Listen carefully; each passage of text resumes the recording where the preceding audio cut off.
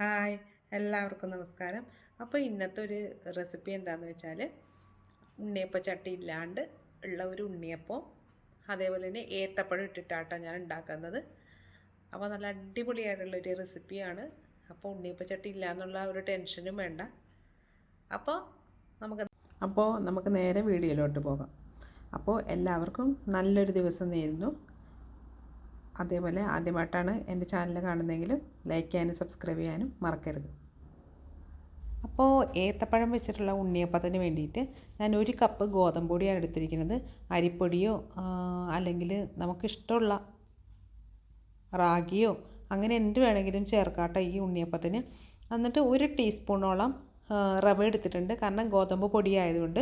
പിന്നെ ഏലക്ക, ഒരു 5-6 ഏലക്ക, ആവശ്യത്തിനുള്ള ശർക്കര. ഞാനിവിടെ വെളുത്ത ശർക്കരയാണ് എടുത്തിരിക്കുന്നത്, കാരണം അത്ര വലിയ ഭംഗി ഉണ്ടാവില്ല ഉണ്ണിയപ്പത്തിന്. അതേപോലെ 1 ഏത്തപ്പഴം, പിന്നെ ഇടാനായിട്ട് കരിഞ്ജീരകമാണ് കേട്ടോ എടുത്തിരിക്കുന്നത്. വീട്ടിലുള്ള സാധനങ്ങൾ വെച്ചിട്ടാട്ടോ ഞാൻ ഉണ്ണിയപ്പം ഉണ്ടാക്കുന്നത്. പിന്നെ കുറച്ച് നെയ്യും വറക്കാനുള്ള ഓയിലും, അത്രയും മാത്രമേ എടുക്കുന്നുള്ളൂ.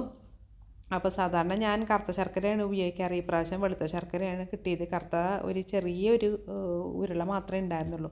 അപ്പോൾ ആദ്യം തന്നെ നമുക്ക് ഏത്തപ്പഴം നന്നായിട്ട് ചെറുതായിട്ട് നുറുക്കിയിട്ട് ഈ പൊടികളും റവയും ഏലക്കയും അതേപോലെ തന്നെ ശർക്കര പാനിയാക്കിയിട്ടാണ് കേട്ടോ ഞാൻ ചേർക്കണത്. അപ്പോൾ ശർക്കര പാനിയും എല്ലാം കൂടി ചേർത്ത് ഒന്ന് നന്നായിട്ടൊന്ന് അരച്ചെടുക്കാം.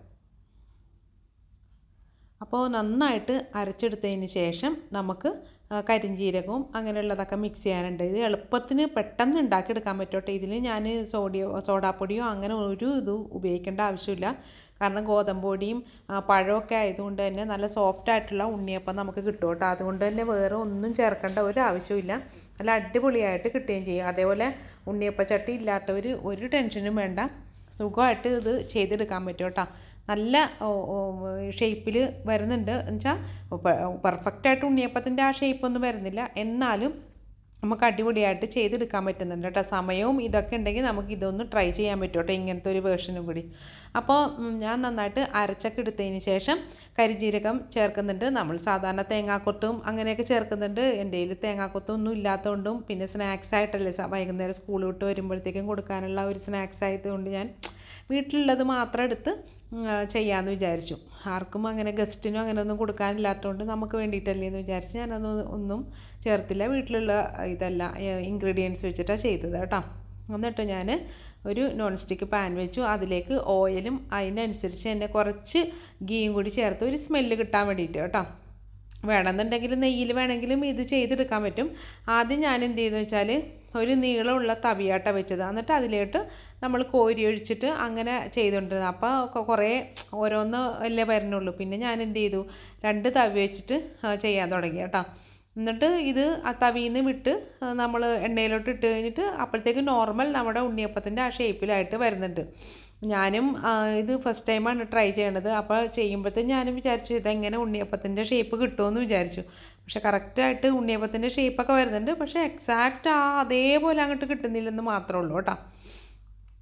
അപ്പോൾ ഞാൻ പിന്നെ രണ്ട് തവി വെച്ച് ചെയ്യാൻ തുടങ്ങി. അപ്പോൾ ആദ്യം ഒരു തവിയിൽ എടുത്തിട്ട് അതിലോട്ട് ഒരുമാതിരിയൊക്കെ വെന്ത് കഴിയുമ്പോഴത്തേക്കും എണ്ണയിലോട്ട് ഇടും. എന്നിട്ട് രണ്ടാമത് വേറൊരു തവി വെച്ച് അങ്ങനെ ചെയ്തെടുത്തു കേട്ടോ.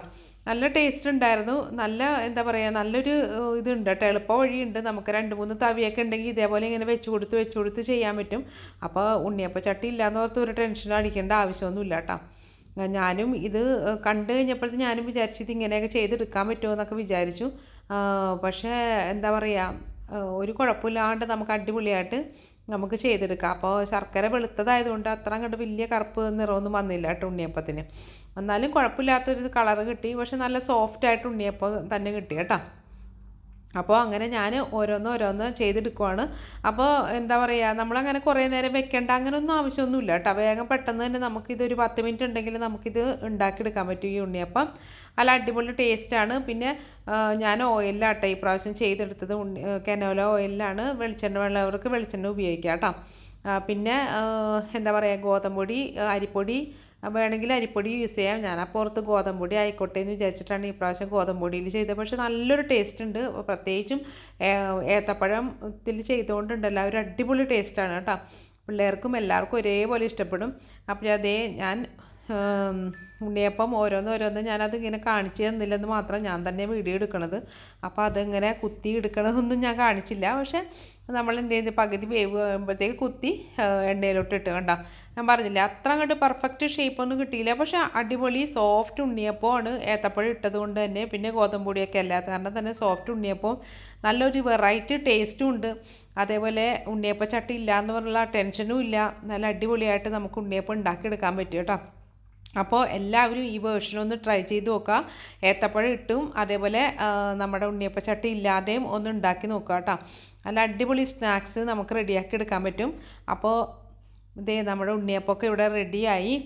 അപ്പോൾ എല്ലാവരും എനിക്ക് തരുന്ന സപ്പോർട്ടിന് വളരെയധികം നന്ദിയുണ്ട്. അതേപോലെ എൻ്റെ ചാനൽ ആദ്യമായിട്ടാണ് കാണുന്നതെങ്കിൽ ലൈക്ക് ചെയ്യാനും സബ്സ്ക്രൈബ് ചെയ്യാൻ മറക്കരുത്. ഇനി അടുത്ത വീഡിയോയിലോട്ട് കാണാം. Bye bye.